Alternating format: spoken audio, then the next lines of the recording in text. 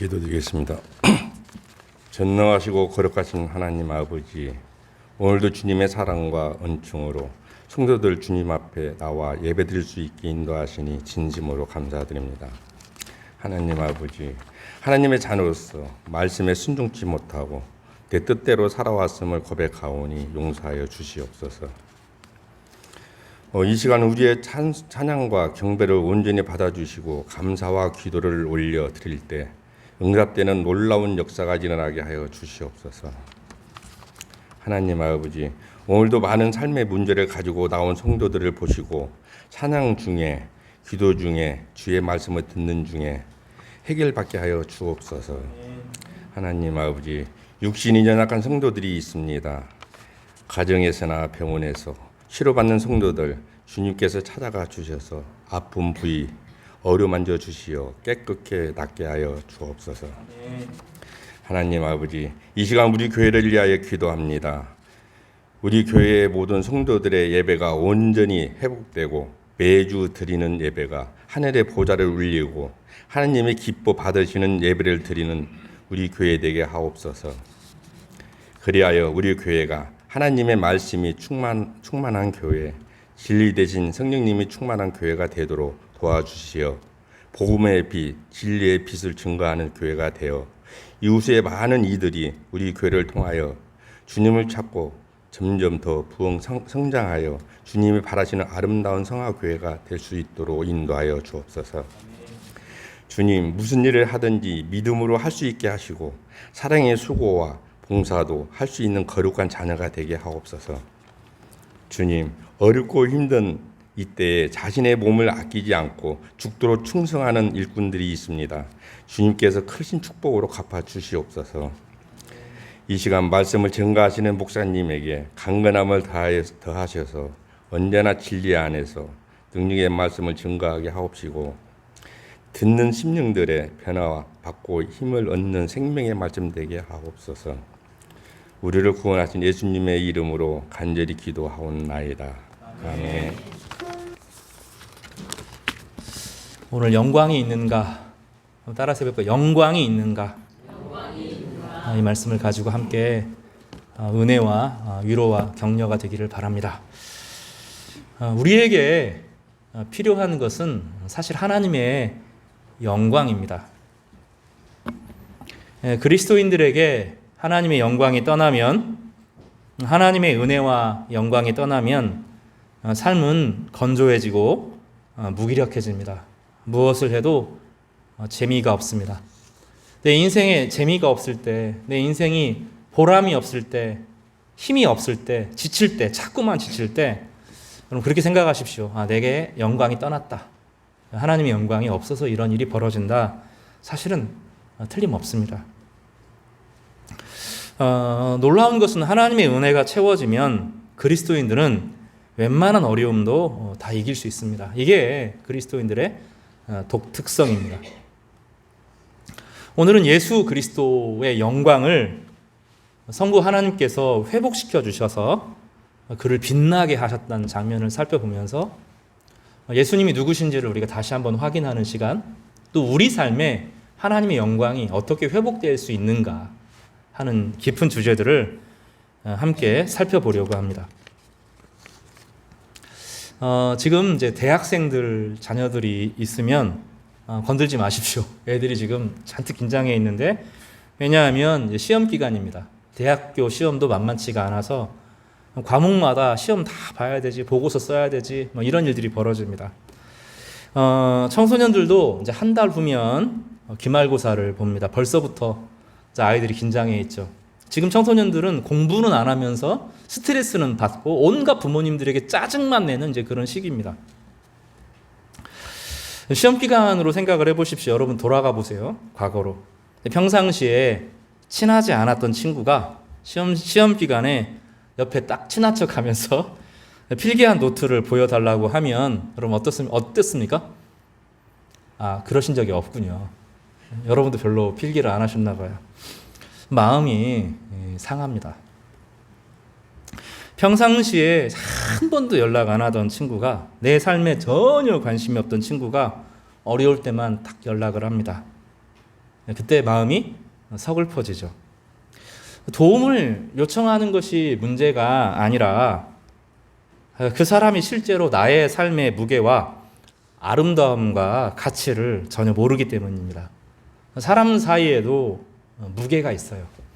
그 사람이 나에게 중요하고 그 사람이 나에게 중요하지 않고, 어떤 사람은 나에게 천만금과 같이 묵직한 사람이 있는가 하면 어떤 사람은 나에게 한없이 가벼운 사람도 있습니다. 근데 우리가 서로가 그걸 알아요. 이 사람이 나를 소중히 여기고 있구나. 이 사람이 나를 가볍게 여기고 있구나. 압니다. 힘들어도 지금 내 삶이 너무 힘들어요. 지금 뭐 1,000원, 10,000원, 10만 원이 돈이 없어요. 그런데 내가 어떤 사람은 잘 알아요. 또 그 사람도 나를 너무나 잘 이해해요. 그 사람이 어려움에 처해 있으면 말하지 않아도, 나에게 돈이 없어도, 시간이 없어도 기어이 돈을 만들어주고 시간을 만들고 그 사람 옆에 있게 되죠. 그 사람이 나에게 중요하면 그렇게 됩니다. 기꺼이 내어주게 되는 거죠. 근데 하나님에 대해서도 그렇습니다. 주님의 무게, 주님의 영광, 주님의 고뇌, 주님의 아픔, 주님의 다스림에 대해서 한 번도 인정하지 않았던 사람들이 필요할 때 하나님께 왜 내 기도에 응답하지 않는지, 왜 나를 도와주시지 않는지 하고 늘 따지죠. 하나님의 뜻에 순종할 생각이 전혀 없으면서 왜 세상이 이렇게 악하고 왜 이런 일이 나에게 일어나는지 하나님께 따지고 하나님을 조롱하고 하나님을 예배하는 사람들을 무시합니다. 하나님의 영광은 그런 것입니다. 내가 하나님께 영광을 돌린다 하는 것은 그분의 가치와 그분의 무게와 그분의 고뇌를 고민해 보는 거예요. 한 주간을 보내면서 나에게 필요한 것 이런 거 따지지 말고 주님이 어떤 마음이실까? 나를 향해서, 우리 교회를 향해서, 우리 가정을 향해서, 이 시대를 향해서 어떤 마음일까? 이런 생각을 가져보신 적이 있습니까? 주님의 시각으로 이 대한민국이라고 하는 나라와 교회들을 바라보면 미어집니다. 미어져. 이 시대가 얼마나 악하고 가벼워지고 무기력해지고 죄를 죄로 모르고 또 서로 미워하고 시기하고 질투하고 점점점 죽어가는데, 주님께서 이 마음을 향해서 얼마나 아파하실지 여러분 그 고뇌에 대해서 생각해 보신 적이 있습니까? 하나님이 내게 중요하지 않아요. 하나님이 나에게 가치가 없어요. 하나님이 내 인생에서 두렵지가 않아요. 하나님이 나에게 경외의 대상이 아니에요. 그리고 하나님께 별로 순종도 안 해요. 그러면서 왜 세상이 약한지, 왜 내 인생이 이런지 늘 물어보는 것이 우리이죠. 꼭 그렇더라고요. 오히려 하나님께 경외하고 예배하고 경배하는 사람들은 삶의 어려움과 아픔이 주어지면 하나님의 위로를 경험하기도 하고 또 그 어려움을 통과하면서 이겨내기도 하는데, 오히려 하나님을 실제로 의지하지 않고 하나님께 내 삶의 가치를 들여본 적이 없는 사람들은, 또 실제로 예배드리지 않고 하나님 밖에 있는 사람들, 온갖 죄악을 다 저지르는 사람들이 세상이 왜 이렇게 악하냐고 하나님께 삿대질을 하는 시대죠. 그런 시대가 사사기 시대였습니다. 사사기 시대 이스라엘은 영적으로 혼란스러웠고 그 결과 도덕적으로 타락했습니다. 영적인 혼란과 도덕적인 타락은 이스라엘의 영적 자살과 같았어요. 그들은 처참히 실패를 경험했습니다. 그래서 사사기를 진단할 때 그 마지막 절이 중요한데, 사사기의 마지막 장, 마지막 절, 사사기 끝에 이렇게 기록되어 있습니다. 그때 이스라엘의 왕이 없으므로 사람이 각기 자기의 소견대로 옳은 대로 행하였더라. 그 결과가 무엇입니까? 자기의 옳은 대로, 자기가 원하는 대로, 자기의 욕망대로 세상 사람들이 다 그렇게 사는 거예요. 그러니 서로 싸우고 서로 죽이고, 그러면서 하나님께 삿대질을 합니다. 하나님이 계셨더라면 왜 우리 인생이 이렇습니까? 라고 삿대질해요. 왜 그렇죠? 실제로는 하나님의 뜻이 무엇인지 물어본 적도 없고, 하나님께 경배하지도 않고, 하나님께 존귀와 영광을 돌려드리지도 않고, 그 안에 하나님이 중요하지도 않아요. 그러면서 책임을 하나님께 떠넘기는 그 시대였습니다. 사사기 시대의 결과가 사무엘상 앞장에 나오는데 사사기 시대의 마지막 사사가 엘리입니다. 엘리가 마지막 사사예요. 근데 그의 아들들이 몰락합니다. 법궤를 가지고 나갔다가 이방인들의 전쟁에서 홈리와 비느하스, 엘리의 두 아들들이 거기서 죽습니다. 그 소리를 듣고 마지막 사사 엘리가 비둔해지고 게으르 악한 엘리가 뒤로 넘어져서 목이 부러져 죽습니다.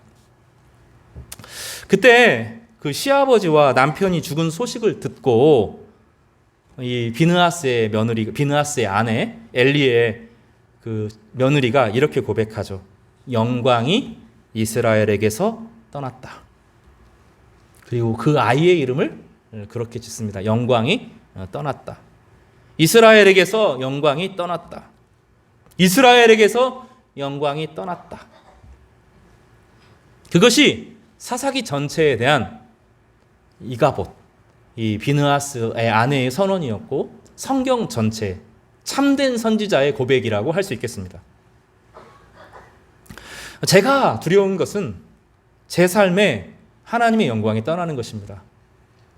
그것만큼 두려운 것이 없습니다. 제가 병이 드는 것도 또 여러 가지 경제적인 어려움이 주어지는 것도 견딜만 합니다. 근데 하나님의 영광이 떠나는 것은 두려운 겁니다. 요한계시록에서는 촛대를 하나님께서 옮기는 일들이 벌어지는데 교회가 교회답지 못할 때 신앙을 유희로 누릴 때 하나님께서 촛대를 옮기시겠다고 말씀하시는데 그게 세상에서 제일 무섭고 두려운 일입니다. 저희 가족의 하나님의 영광이 떠나는 것이 제일 무서운 일입니다. 우리 교회에 하나님의 영광이 떠나는 것이 제일 무서운 것입니다. 이 시대는 분명히 이 대한민국이라고 하는 나라는 분명히 하나님의 영광이 이 땅의 교회들에게서 떠나고 있는 시대가 맞습니다. 이거는 거부할 수 없는 문제입니다. 주일이 너무 쉬워요. 예배가 너무 가벼워집니다. 진정한 회개도 진정한 감사도 없습니다. 이 주일이 가벼워지는 것은 주일의 문제가 아닙니다. 부득이하게 주일에 못 오는 분들이 있잖아요. 간호사들도 못 오시고요. 요양하는 분들도 못 오십니다. 의사들도 못 오고 소방서 일로 짜면 그 당직에 걸리면 못 오고요. 경찰들도 예배를 드리기가 어렵죠. 그런 분들을 뭐라고 하는 것이 아닙니다. 근데 문제는 무엇이냐면 예배가 가볍다는 것은 일상의 삶 가운데 하나님의 주권과 다스림에 대한 고민이 없는 거예요. 하나님의 마음에 대해서 생각해 보는 적이 없는 겁니다. 그런 마음으로 교회를 와요. 그러면 공예배가 무너집니다. 예배가 너무 가벼워져요. 먼저는 예배가 가벼워질 때 기도는 허공을 울리는 고함 소리에 불과해집니다. 삶의 방향을 회복하는 일이 일어나지 않고 다시 새로워지고 용기를 얻고 치료하는 능력도 그 순간 그 예배 가운데 임할 수가 없습니다. 삶에서 일상의 삶 가운데 하나님이 내 인생에서 중요하지 않을 때 예배로 표현돼요. 그게. 그리고 예배로 표현되는 이 가벼운 예배 가운데 하나님이 우리 가운데 예배 가운데 임하지 않을 때 우리 삶의 방향이 회복도 일어나지 않고 마음의 치료도 일어나지 않고 용기도 일어나지 않고 삶의 비전도 사라집니다. 하나님에 대한 이 간절함이 사라질 때 비전이 사라져요. 이렇게 하면 되겠구나. 이게 이제 하나님 주시는 약속이거든요. 지금은 어려워도 이러이러한 일들이 하나님께서 벌어지겠다는 상상력, 뭔지는 몰라도 이루어질 것 같은 막연한 미래들이 우리 가운데 열리게 되고 또 수많은 아이디어들이 우리 가운데 들어오게 되고 그 가운데 딱 정해진 것이 아니어도 돼요. 하나님께서 100% 이거다고 말하지 않아도 막연하지만 그 길을 향하여 나아가면 하나님께서 이끌어주시는 일들이 벌어지는데 내 일상에서 하나님이 가벼워지고 한없이 가벼워지면 하나님이 내 인생에서 중요해지지 않으면 예배에 그게 사라져요. 예배 가운데 용기도 사라집니다. 하나님의 두려움, 하나님을 경외함과 하나님의 아버지 되심은 이 두 가지가 분리될 수 없거든요.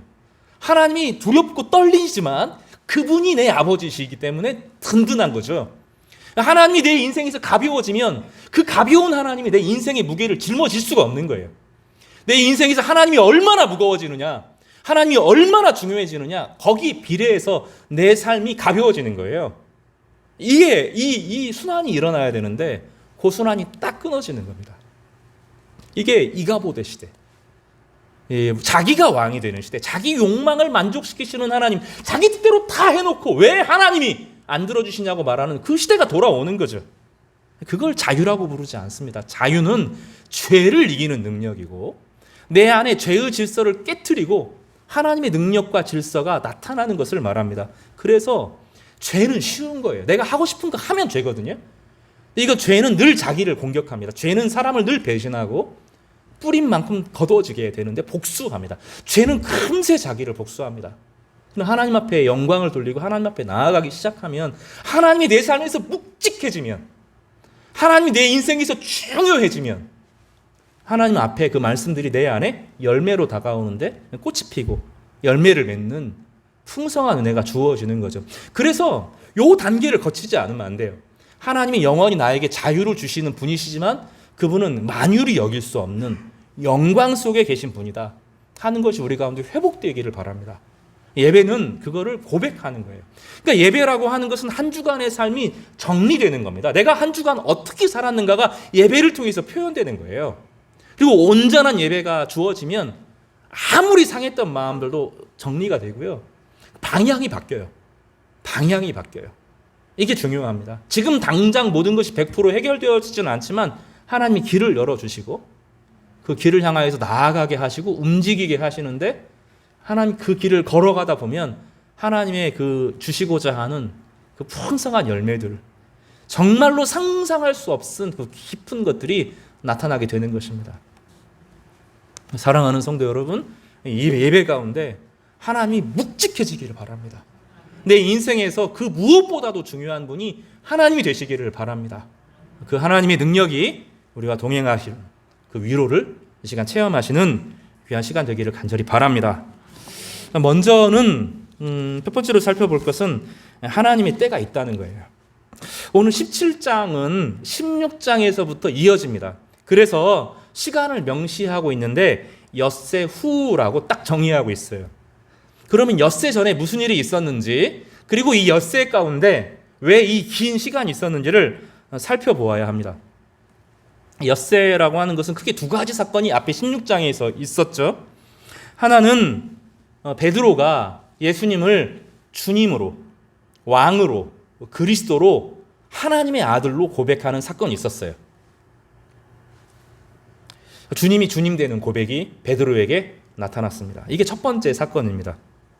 근데 그 이야기를 듣고 예수님께서 들으시고 영광 가운데 거하시겠다고, 사람들의 인정을 받겠다고 하시지 않고 뭐라고 하셨어요? 내가 십자가를 지겠다, 자기를 부인하겠다 하고 선언을 합니다. 우리 인생에 이런 일들이 중요합니다.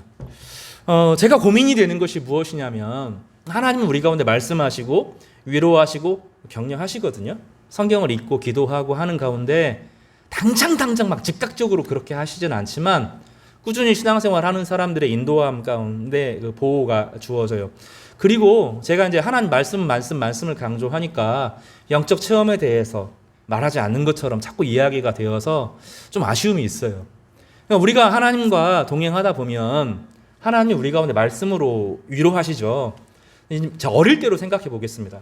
아이에게 얘야 이렇게 해라 저렇게 해라 이렇게 우리가 말하잖아요. 근데 차가 싹 달려와요. 그럼 부모가 어떻게 합니까? 확 끌어안지 않아요? 하나님께서 우리 가운데 말씀하여 주시지만 하나님과 동행하는 성도들에게 그 하나님이 정말로 가깝게 하는 그 은혜들이 있어요. 내가 하나님을 사모하는데 늘 하나님이 나에게 안 채워주시는 것 같고 하나님이 늘 먼 것 같고 그런 순간들이 우리가 있잖아요. 근데 그게 원래 정상이에요. 원래 신앙생활은 그렇게 하는 거예요. 늘 채워지지 않지만 그 상황에서 걸어가는 겁니다. 그런데 어떤 때 내 삶에 정말 위기가 다가오고 어려움이 다가올 때 하나님이 어느 순간 나를 확 안아주시는 그런 은혜들이 있어요. 이것을 영적 체험이라고 불러요. 이것은 하나님께서 우리를 긍휼히 여기시는 일들입니다. 그 영적 체험이 언제 일어나냐면 오늘 이런 일들이 있을 때 일어나는 거예요. 예수님께서 자기가 왕이 되고 세상의 모든 것을 좌지우지할 수 있는 권세와 능력이 있다는 것을 이제 베드로가 알았어요. 야고보가 알았고 제자들이 알았어요. 그리고 예수님 자신도 그렇게 할 수 있어요. 예수님 자신도 사람들에게 왕으로 등극되면서 내가 하나님의 왕이야. 너희 나에게 꿇어. 이렇게 말할 수 있다고요. 바리새인들, 사두개인들 너희들 고개 숙여. 이렇게 말할 수 있다고요. 다 뒤집을 수 있다고요. 근데 주님께서 그렇게 안 하시죠. 그렇게 안 하시고 자기를 비우잖아요. 자기를 비우고 더 겸손하고 제자들에게 뭐라고 말해요? 너희들이 내가 왕인 걸 아는데 나는 왕노릇 안 할 거야. 나는 왕노릇 안 하고 십자가 질 거야. 나는 고난을 당할 거야. 나는 이것이 하나님의 뜻이라고 생각해. 나에게 제일 중요한 것은 내가 높아지는 것이 아니라 하나님이 높아지는 거야. 그래서 하나님이 높아지고 모든 인간이 하나님의 자녀가 되는 축복을 누리는 거야. 모든 사람의 죄가 치료되는 거야. 그래서 나는 나를 비울 거야. 나는 내 권리를 포기할 거야. 나는 나의 영광을 포기할 거야. 나는 나의 지위를 포기할 거야. 이렇게 자기를 비우고 무엇이 드러나기를 원해요? 하나님의 뜻이 드러나기를 원하셨잖아요. 그리고 나서 6날이 지난 거예요. 그럴 때 한편으로 주님의 마음이 답답하셨어요. 얼마나 어려운지 지금 제자들은 잘 모르잖아요. 바리새인과 사두개인들이 자기를 어떻게 핍박할지, 로마 병정들이 자기를 어떻게 모욕할지, 어떻게 매를 맞을지, 어떻게 침뱉음을 당할지, 어떻게 빨개 벗겨질지, 어떻게 십자가에 질지 모르잖아요. 제자들은. 주님께서는 지금 알고 계시잖아요. 얼마나 마음이 힘들었겠어요. 하나님이신데, 온 우주를 창조하신 하나님 아들이신데, 하나님께서 온 우주를 창조하실 때 함께 하셨는데, 그리고 자기를 비워서 이 땅에 내려오셨는데, 그런데 사람들이 못 알아보고 무시하고 조롱하고 그런 사람들에 의해서 빨개 벗겨져서 십자가에서 그 모든 고난들을 당하실 것을 주님께서 아시잖아요. 마음이 너무너무 힘드셨다고. 그래서 그 고백을 가지고 베드로와 야고보와 요한을 데리시고 따로 높은 산에 올라가셔서 하나님 앞에 서고 싶으셨던 거예요. 예수님이 왕이시고 또 그리스도라고 하는 신앙 고백, 그리고 예수님께서 이런 어려움에도 불구하고 이런 영광을 받으실 수 있음에도 불구하고 고난을 안 당하실 수 있음에도 불구하고 인간의 모든 죄를 치료하기 위해서, 용서하기 위해서, 정죄에서 벗어나게 하기 위해서 십자가를 지시기로 작정하셨을 때, 이것이 하나님의 때입니다. 사랑하는 성도 여러분, 우리가 늘 고민이 될 때가 있어요. 무엇이, 보통 사람들은 그런 고민 안 하고 살죠. 무엇이 하나님의 뜻인가? 무엇이 하나님이 기뻐하는 건가? 그래서 내 인생에서 하나님이 가장 중요해져서 하나님을 위해서 무엇을 해드리지? 이런 고백을 할 때 우리 너무 오래되지 않았어요? 지금 내 눈에 필요한 하나님 요거 주세요, 요거 주세요. 그리고 내가 더 자유로워지고 내가 더 행복해지고 내가 더 좋아지는 길을 늘 생각하고 늘 그걸 택하잖아요. 내 가능성, 내 꿈, 내 미래, 내 비전, 내 소망, 내 자녀, 내 남편, 여기 뭔가 머릿속에 꽉 차 있잖아요. 세상이 나를 막 흔들어내죠. 근데 그게 아니라 어떤 성도가 그런 결심을 하는 거죠. 나 하나님의 자녀지. 나 하나님의 자녀지. 제가 한 주간 동안 정말 고민이 많았어요. 목사가 뭐지? 이런 질문을 하나님께서 저에게 주시는 거예요. 목사가 뭐지? 너 목사 계속 할 거냐? 목사가 뭐지? 이런 질문을 하는 거예요. 설교하는 게 목사인가? 성경 연구하는 게 목사인가? 도대체 목사가 뭐지? 한 주간 내내 그 생각을 한 거예요. 도대체 목사가 뭔데 내가 하고 있지? 이런 생각이 들더라고요.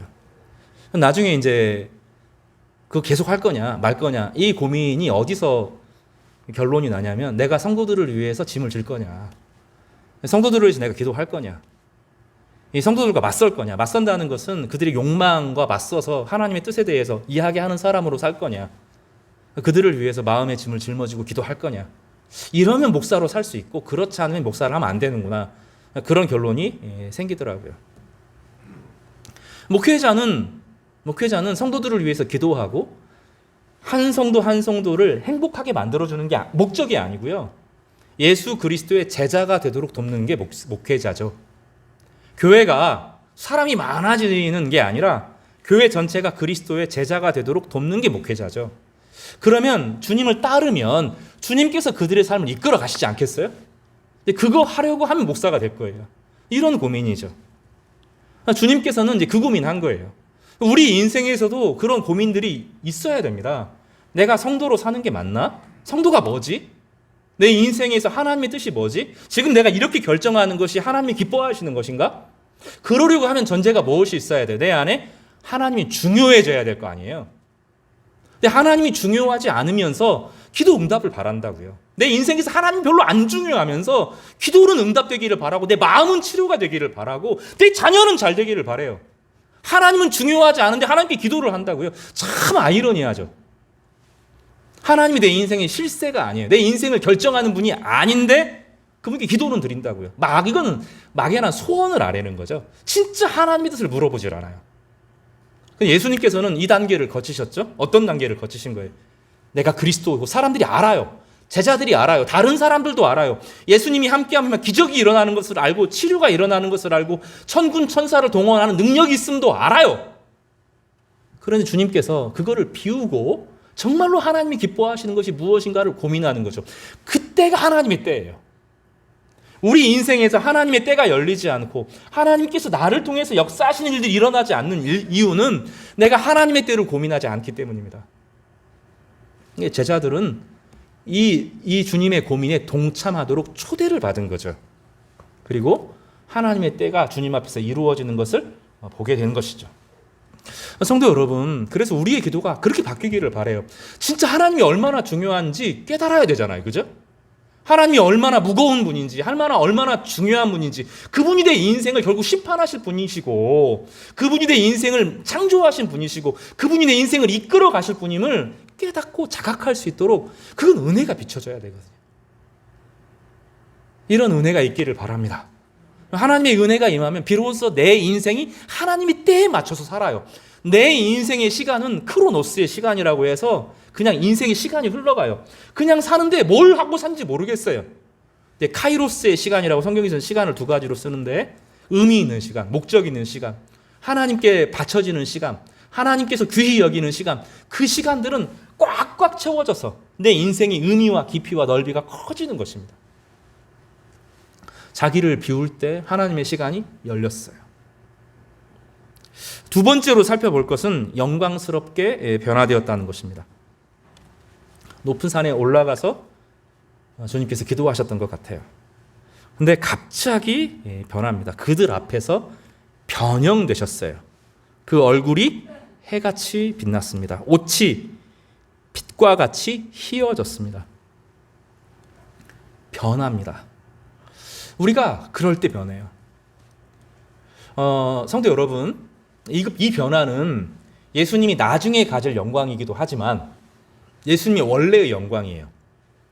예수님은 해 같은 분이셨고 온 태양의 빛의 근원이 되신 원래 존귀한 분이었어요. 얼굴이 태양과 같이 빛났다는 것은 그 얼굴빛을 통해서 세상의 모든 어둠을 밝히시는 빛의 근원이시라는 뜻입니다. 옷이 빛같이 희어졌다라고 하는 것은 그 희어짐을 만나는 모든 존재의 죄를 깨끗해 하고 정결케 하실 것이라는 거죠. 이것은 어떤 모습이죠? 원래 예수님의 원래 모습이에요. 창조주의 모습을 회복시켜 준 것입니다. 근데 이 본문을 보면서 예수님이 변하셨구나 이렇게만 생각하면 안 됩니다. 왜냐하면 하나님이 우리를 인간을 하나님의 형상으로 여러분 한 사람 한 사람을 이 땅에 보내셨을 때 여러분 안에 그 존귀한 빛과 가능성들이 다 있다고요. 다 있어요, 그게. 근데 어떤 사람들은 그 영광과 존귀함을 발견하지도 못하고 끈떨어진 연처럼 살아요. 여러분, 연이 있는데 여러분들은 다 연 날려 보셨잖아요. 어떻게 하다 보면 연이 이렇게 딱 끊어진다고요. 그러면 높이 날아가죠? 그럼 높이 날아가지만 그 어떻게 됩니까? 곧. 어떻게 돼요? 어딘가 꼬꾸러져 있죠. 우리 인생은 하나님께서 우리를 거룩하고 그 다음에 사랑으로 창조성을 가지고 그냥 하나님께 예배하고 경배하고 일생을 그렇게만 살도록 하신 것이 아니고 하나님과의 바른 관계 가운데 우리 인생을 진짜로 복되게 살 수 있는 가능성을 주셨어요. 누구나 다. 근데 수많은 사람들이 그 가능성을 발견하지 못하고 끈떨어진 연처럼 산다니까요.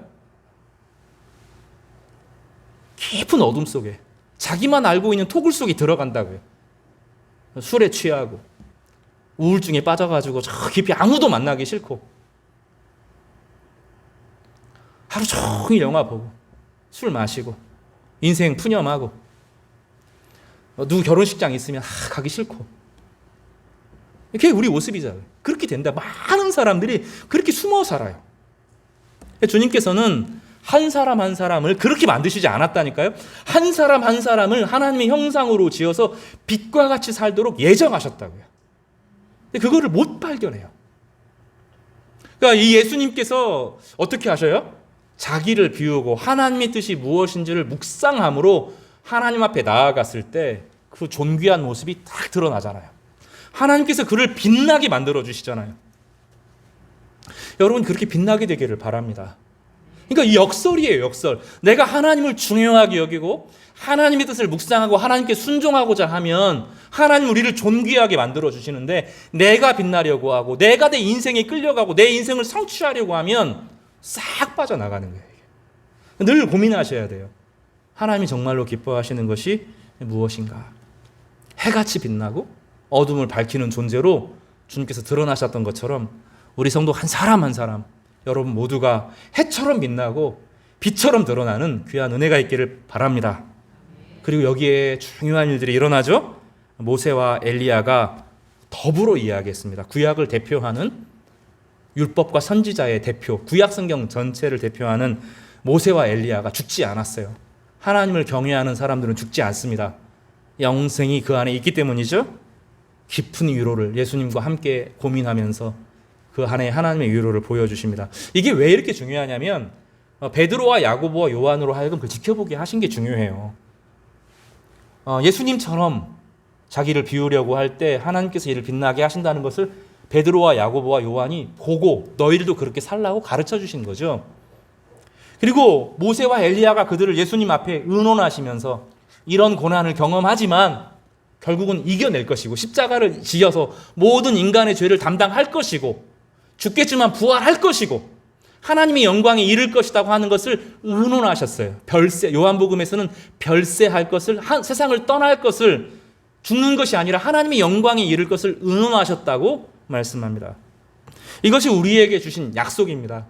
우리가 하나님의 뜻에 순종하기로 결심할 때, 내 인생이 하나님 앞에 중요한 인생이 되기를 원할 때, 하나님을 내 인생에서 가장 중요한 분으로 여길 때 하나님 우리에게 정말로 깊은 위로자들을 보내어 주실 것입니다. 홀로 아니고 함께 할 수 있는 믿음의 동역자들을 만나게 하실 것입니다. 우리 성도 여러분이 서로가 서로에게 모세와 엘리야와 같은 귀한 동역자가 되어주시기를 바랍니다. 정말로 중요한 것이 마지막 장면인데 호련히 빛난 구름이 그들을 덮으며 구름 속에서 소리가 납니다. 그리고 이렇게 말하죠. 우리 같이 읽어보겠습니다. 최고의 하이라이트는 5절인데요. 같이 읽겠습니다. 시작. 말할 때 호련히 빛나는 구름이 그들을 덮으며 구름 속에서 소리가 나서 이르시되 이는 내 사랑하는 아들이요 내 기뻐하는 자니 너희는 그의 말을 들으라 하시는지라. 주님께서는 살아계신 하나님께서는 성부 하나님께서는 성자 예수에게 영광을 덧입혀 주십니다. 이는 독특한 사람이다. 그 누구도 손댈 수 없는 내 아들이다 하는 것을 보증해 주시고 인정해 주시죠. 하나님의 인정함이 그 안에 있는 거예요. 그리고 하나님의 인정함이 있을 때 주님께서 이야기하시는데 이 말을 들으라. 왜냐하면 그 말대로 이루어질 것이기 때문입니다. 하나님의 특권이 바로 그것인데 하나님과 깊은 관계 가운데 있을 때 우리 가운데 하나님의 영광이 회복되어지고 또 정말로 믿음의 동역자를 얻을 뿐만 아니라 하나님의 인정함을 경험해요. 여러분 그런 은혜들은 어떻게 설명해야 될까요? 세상 사람들은 다 나를 몰라도 하나님이 나를 알아주시는 기쁨, 이거는 그 비로 말할 수가 없어요. 세상이 뭐라고 해도 이건 객기가 이런 게 아닙니다. 하나님이 나를 인정해 주신다 하는 것이 진짜 용기가 돼요. 이거는 그 어떠한 것과 비교할 수 없는 담대함입니다. 이 하나님께서 인정해 주실 때 사무엘에게 그런 일이 일어났는데 사무엘 네가 하는 얘기는 땅에 하나도 떨어지지 않을 것이다. 네 말대로 이루어질 것이다. 이렇게 약속하시면서 기도의 응답의 은혜를 주셔요. 다시 말하면 하나님의 인정하심은 우리 말이 말대로 이루어지는 성취, 다시 말하면 정말 깊은 기도의 응답으로 나타나게 됩니다. 그리고 내 주변에 있는 사람들이 나의 말과 조언과 나의 말의 권면과 나의 말이 기도를 통하여서 회복되는 역사가 일어나는 거죠. 이것이 예수님께서 걸어가신 길이고 제자들에게 보여주시는 길이에요. 그래서 제자들이 이런 일들을 경험합니다. 사도 바울이 어쨌죠? 그 사람을 고치고 나서 치료했는데 빌립보 감옥에 그것 때문에 갇히게 되고 거기서 기도하고 하나님을 찬양할 때 옥문이 막 열리고 그런 응답이 일어나잖아요. 어떠한 것도 가둘 수 없는 은혜와 축복이 그 안에 드러나게 되는 거예요. 그때는 마음의 묵상과 생각까지도 하나님께서 들어주셔서 하나님의 선대하심을 우리 삶 가운데 체험하는 역사가 나타나게 되는 것입니다. 성도 여러분, 이런 은혜를 좀 우리가 누렸으면 좋겠어요. 이제 6월 여름이 시작되는데 해야 될 일도 많고 또 벌려야 될 또 정리해야 될 일들이 많지만 무엇보다도 하나님이 가까이 하시는 그 은혜 가운데 충만해지고 그 무엇보다도 하나님의 인정하심을 받는 우리 성도님 되시기를 다시 한번 축복합니다. 마지막으로 간단하게 좀 살펴볼 것은 제자들이 두려워했다는 거예요. 두려워하는 제자들에게 예수님께서 손을 대시며 일어나라고 하십니다. 7절 말씀입니다. 같이 한번 보겠습니다. 시작. 제자들이 눈을 들고 보매 7절입니다. 시작. 예수께 나아와 그들에게 손을 대시며 이르시되 일어나라 두려워하지 말라 하시니, 여기 보면 손을 대셨죠. 그죠? 일어나라 하셨고 두려워하지 말라, 이 세 가지 행동이 나타납니다. 손을 대셨다 하는 것은 애정의 표현입니다. 내가 너희를 사랑한다라고 하는 애정의 표현이고요. 이 애정의 표현이 가까운 사람들에게만 허용되는 거예요. 기도 생활을 하는 가운데 하나님 말씀을 가까이 누리고 싶은 사람들에게 하나님께서 종종 그런 은혜를 주셔요. 마음 깊은 곳에서부터 치료를 하십니다. 손을 대어 주셔요. 하나님의 호흡이 느껴질 만큼 정말로 주님이 내 옆에 정말로 가깝게 계시는 것을 경험합니다. 두려워하지 말라고 그래요. 두려워하지 말라라고 하는 것은 두려워했다는 거죠. 그러니까 실제 역설인데요. 하나님을 두려워하는 사람들에게 두려워하지 말라고 그러는 거예요. 그러니까 하나님을 두려워하지 않는 사람들은 어떻게 해야 돼요? 사실은 하나님을 두려워해야 돼요. 결국 그들의 모든 인생은 심판을 받게 될 거거든요. 결국 하나님의 평가를 받게 될 거거든요. 하나님 두려워해야 될 뿐이에요. 우리 인생이 그렇게 호락호락하지 않아요. 살아온 대로 심판을 받아요. 호락호락하지 않습니다. 그래서 하나님을 두려워하지 않는 사람들은 하나님의 두려움에 처할 거예요. 근데 하나님을 정말로 두려워하는 사람들은 두려워하지 말라고 말씀하셔요. 이 두려워하지 말라라고 하는 것은 이때 한 번만 하신 것이 아닙니다. 여호수아 1장 5절에서 9절에서도 이렇게 말하죠. 강하고 담대하라. 너는 그들의 조상에게 맹세하여 그들에게 주리라 한 땅을 이 백성에게 차지하게 하리라. 7절에 여호수아 1장 5절 7절입니다. 오직 강하고 담대하라. 두려워하지 말라는 얘기죠. 9절에 내가 내게 명령한 것이 아니냐. 강하고 담대하라. 두려워하지 말고 놀라지 말며 내가 어디로 가든지 내 하나님 여호와가 너와 함께 하느니라. 우리가 하나님을 참되게 경외하면 하나님이 우리를 두려워하지 말라고 말해요. 그리고 세상을 두려워하지 말라고 말합니다. 우리가 세상이 두려운 이유는 하나님이 두렵지 않기 때문이에요. 하나님을 두렵지 않으니까 하나님 이 정도는 되겠지? 이 정도 해도 뭐 넘어가겠지? 하고 적당히 자꾸 넘어간다고요. 하나님이 두렵지 않기 때문에 그래요. 하나님이 되게 자유를 주시기 때문에 막 코치코치 따지는 분이 아니에요. 마음의 방향이 중요합니다. 마음의 방향이. 내가 하나님을 정말로 의식하고 있고 하나님 뜻대로 살기를 원하시는 것이 중요합니다. 하나하나가 중요한 건 아니에요. 세밀하게 막 조작 이런 분이 아니셔요. 좀 마음이 되게 넓으시고 우리 마음을 되게 중요하게 여기시는 분이시죠. 우리가 하나님을 참되게 경외하면 하나님은 두려워하지 말라고, 이 세상은 너의 것이라고, 내가 너에게 준 것이라고 이야기하신다고요.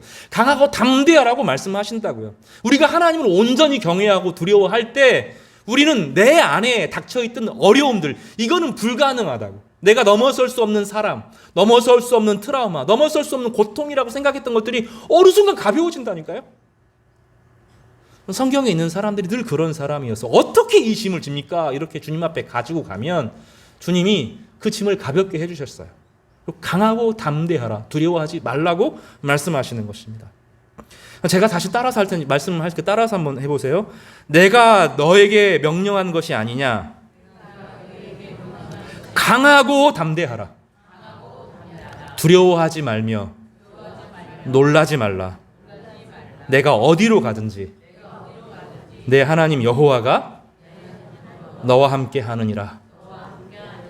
하나님을 참되게 경외할 때 세상의 두려움이 벗겨지고 우리의 모든 인생 가운데 동행하시는 하나님의 섭리를 경험하게 될 겁니다. 이것은 디모데후서 1장 7절에서도 동일한 말씀을 하죠. 하나님이 우리에게 주시는 것은 두려워하는 마음이 아니요. 이 마음은 영이라는 뜻입니다. 마음이라고 하는 것 성경에서 영이라고 번역되는데 우리 마음속에 수많은 영들이 들어온다는 거예요. 우리를 두렵게 하는 사탄의 생각들이 끊임없이, 세상의 영들이 우리를 끊임없이 들어와서 우리를 불안하게 하고 흔들어 된다는 거죠.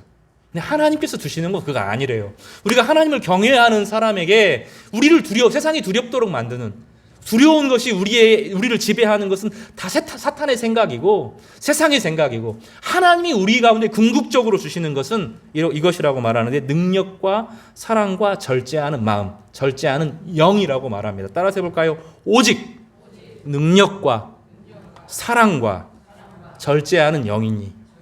이 마음은 영과 똑같은 단어입니다. 하나님께서 우리 가운데 성령을 주시는데 성령은 능력을 행할 수 있도록 하시는 분이시고 미워하는 사람들을 사랑할 수 있도록 만들어주시는 분이시고, 이 일들을 단련하여서 그 일들을 이루고 성취할 수 있는, 이 절제하는 마음은 근신하는 마음, 성취하여 이룰 수 있는 힘을 말하는데 성취하여 이룰 수 있는 힘을 주시는 분이시라고 말하고 있습니다.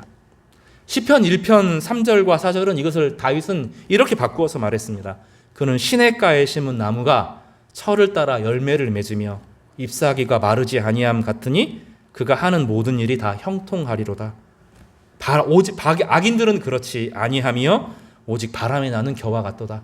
세상이 흔들어 된다는 거예요. 세상이 우리를 흔들게 하고 두렵게 하고 괴롭게 하고 막 흔들어 된다는 거예요. 근데 안 흔들린다는 거죠. 열매를 기어이 맺고 만다는 거예요. 왜 그렇죠? 시냇가에 심겨져 있기 때문입니다.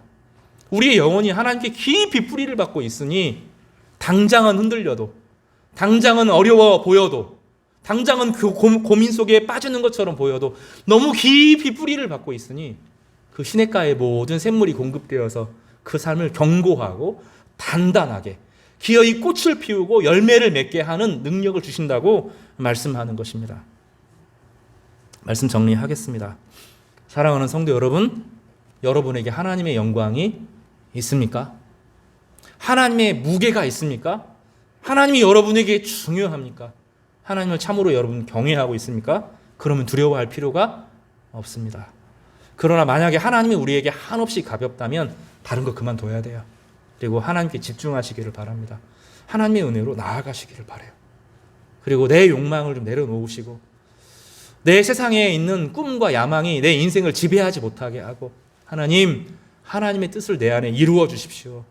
이런 신앙의 고백으로 회복되어지기를 간구하시기를 바랍니다. 그것이 더디어 보이지만 가장 강성하게 열매를 맺는 하나님의 능력입니다. 오늘 예수님을 통해서 보여주신 이 영광스러운 변화가 우리 모든 성도님들에게 나타나기를 주님의 이름으로 축복합니다.